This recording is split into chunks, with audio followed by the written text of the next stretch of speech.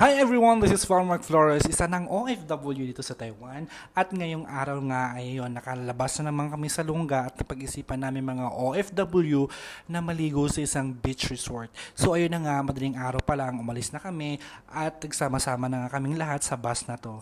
Guys, subaybayo yung journey namin ngayong araw na to. Tara!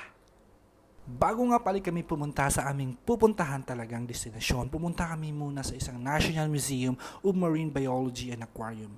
Unang bungad mo pa lang dito, talagang napakaganda sa feeling at nature na talaga. Namamangha ako guys sa lugar na to kasi akala mo talaga parang nasa loob ka ng kuweba. Pero guys, pagpasok nyo dyan, sobrang daming species ng mga isda. No?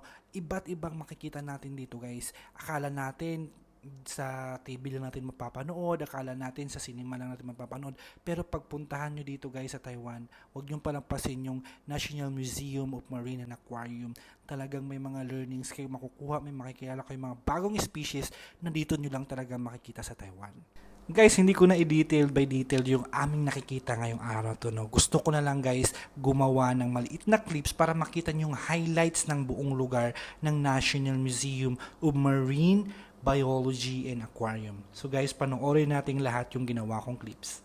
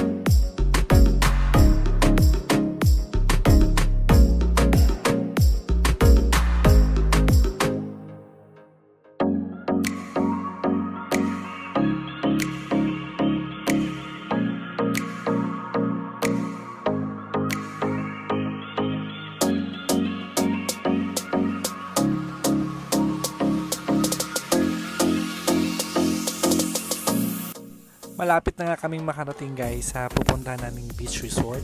Ayan na, nakikita nyo na guys na patakip silim na.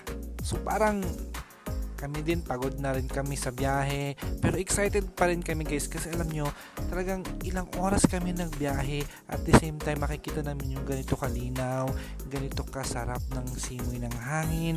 So, di ba, napaka-refreshing lugar. Tara guys, eto na nga yun. Subukan na nating pumunta sa aming nakitang beach dito sa Genting.